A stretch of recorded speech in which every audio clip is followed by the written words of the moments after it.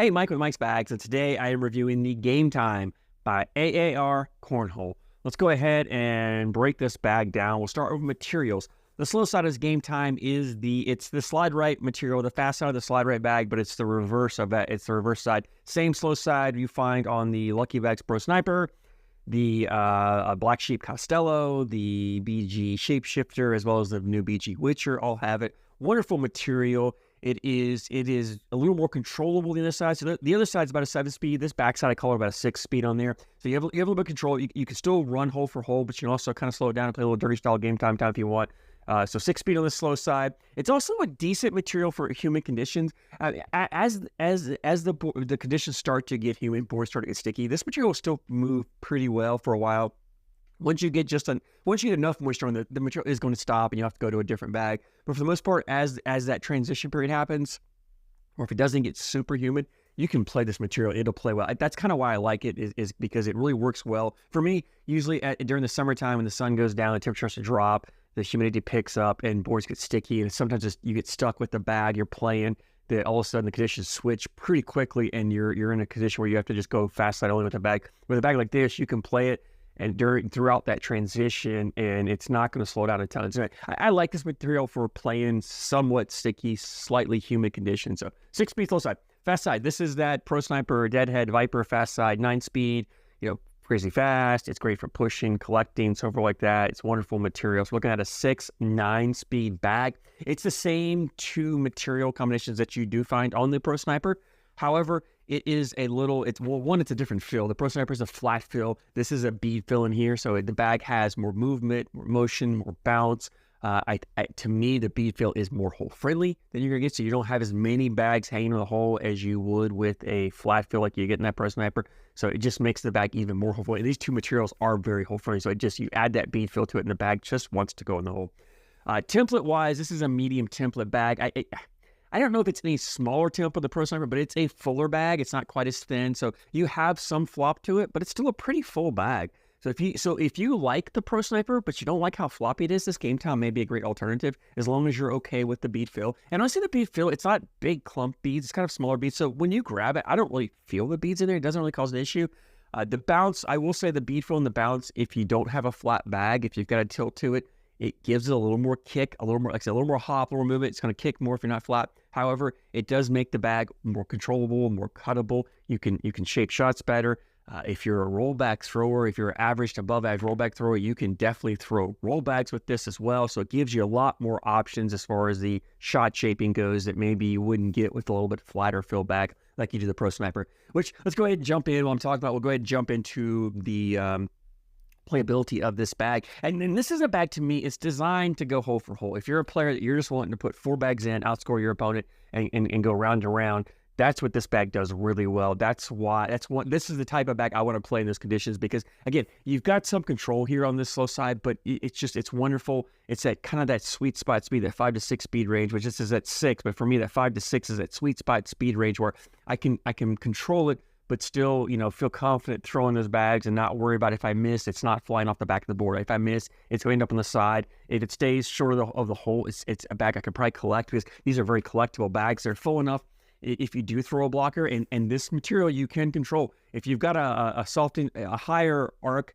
on your throw, a little softer landing bag, you can definitely control this and throw a blocker up there. Now the blockers, it's not a great bag for blocking because this material is not super sticky, so it's a very easy bag to push through. So it's not gonna cause bags really to kick off that much. However, sometimes you play opponents who aren't used to pushing through bags, and just putting a visual bag in front of the hole will mess with them, or they try to do something crazy. They try to throw an airmail, or they try to cut around or roll around that they're not really good at doing, and you cause them to miss, and then you can collect your bag and score your points that way. So it's great for that. But if you do throw a blocker, you can get a little aggressive, put on your opponent's side, because when you come through to collect, you're just clipping a corner. It's going right in. It's full enough bag. It's not really going to corning up that much on you. So very collectible. You could just clip it, take it in.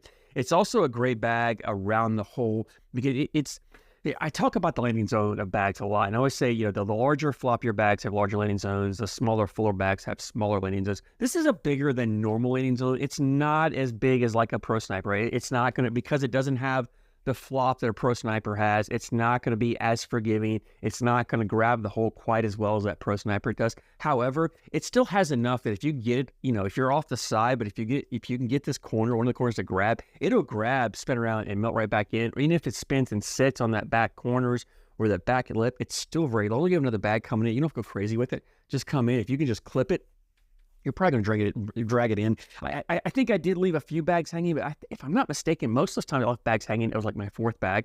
And when I play, again, I'm playing by myself, I'm only throwing 4 bags. If you play an opponent, there's twice as many bags going in. So if my fourth bag hangs, there's a chance my opponent's got to have another bag going. Or if I throw my third bag up there, my opponent's got to throw their third bag. Then I throw my fourth, they throw theirs. So there's more bags going. And this is a bag that it doesn't take much, right? You again, just putting the bags in the hole. If you just clip it and get those beats moving again and start cascading, they're going to drip right in. That bag's going to go in. So it's very, very hole friendly, very collectible bag. And if you do happen to have a bag hanging, it, again, cuttable material, you can come across, clip it, and pull it in. They're very collectible bags. I think I had quite a few times that I could as long as my bag missed and it was short of the hole, I felt like I could collect it this way. Like I didn't feel like any bag was really out of play if it was short of the hole, because again, they're easy to hit, they're easy to pull, they're going to drag in, they're fast enough. If you go fast side, you can definitely push a bag a long ways on this fast side. So I wasn't afraid to throw a blocker if I needed to, because I knew I could collect it pretty easily with this bag. So all in all, it's a wonderful bag for kind of changing up. If I want to play a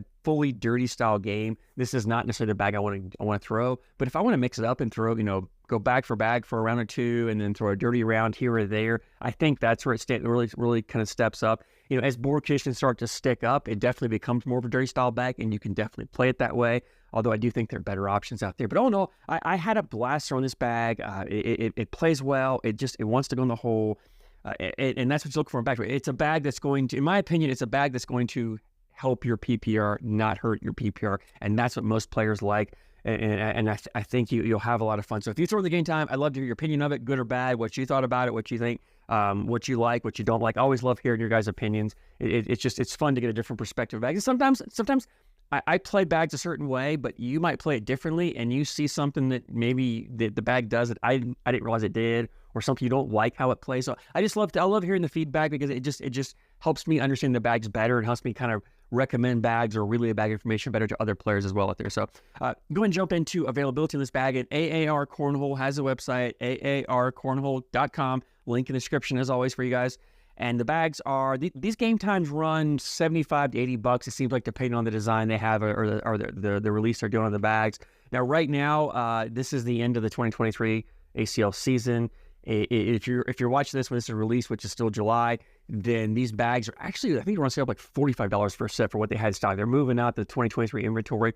So if you're looking to get a set, now's a great time to go jump in and pick up a set for like $45. I think they even had a free shipping on there or something as well, which is it's a crazy great deal. And unless you're an ACL pro, even if you are, the ACL, the starting here, the 2023 bags going forward, the stamps are good for 2 years. So if you're looking to buy a set for 2023, you can play it next year and the year after that as well. So you can play this bag for 2 more seasons.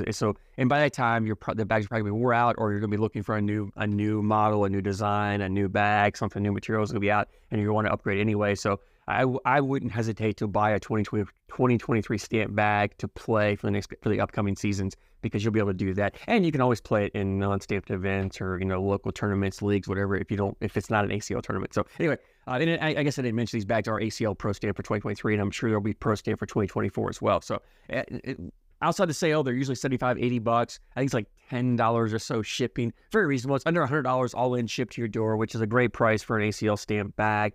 And really a fun bag to throw. Like I said, if you like the Pro Sniper, but you don't like the flop of it, you might want to check out the game times. I think that would be a great alternative for you. So I thank you guys so much for the support, and I thank you for watching.